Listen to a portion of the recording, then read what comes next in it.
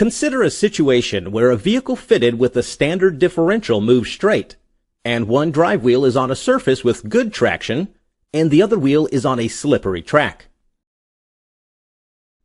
In a standard differential, the left and right axle rotations are completely independent. Since one wheel is on a slippery track, the standard differential will make the wheel spin in excessive speed, while the good traction wheel will remain almost dead. This means high power supply to the slippery wheel and low power flow to the good traction wheel. So the vehicle won't be able to move. One way to overcome this problem is to limit the independency or relative motion between the left and right axles. Limited slip differentials are introduced for this purpose. One of the most commonly used LSD technology is clutch pack based. First, let's go through its constructional features. Apart from its basic components, a limited slip differential has got a series of friction and steel plates packed between the side gear and the casing. Friction discs are locked with the side gear, so the friction discs and the side gear will always move together.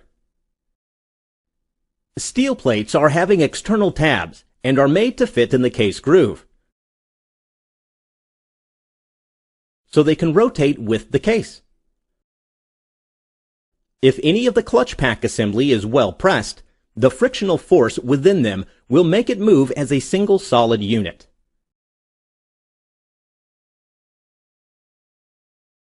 Since steel plates are locked with the case and friction discs with the side gear, in a well-pressed clutch pack, motion from the casing is directly passed to the corresponding axle.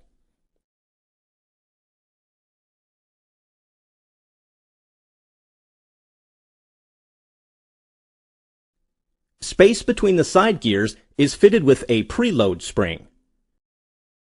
Preload spring will always give a thrust force and will press clutch pack together.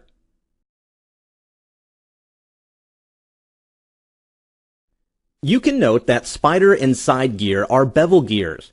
It has got one specialty. When torque is transmitted through a bevel gear system, axial forces are also induced apart from the tangential force. The axial force tries to separate out the gears.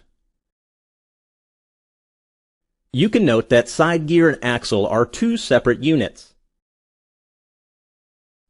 The side gear has got a small allowance for axial movement.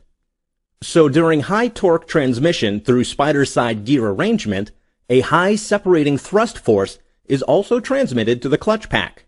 This force presses and locks the clutch pack assembly against wall of the casing. Now back to the initial problem. Since one wheel is on a high traction surface, the torque transmitted to it will be higher. So the thrust force developed due to the bevel gear separation action also will be high at that side. Thus, clutch pack at high traction wheel side will be pressed firmly and clutch pack will be locked. So power from the differential casing will flow directly to high traction axle via clutch pack assembly. On the other hand, clutch pack on the low traction wheel side is not engaged yet, so power flow will be limited to that side. So the vehicle will be able to overcome the traction difference problem.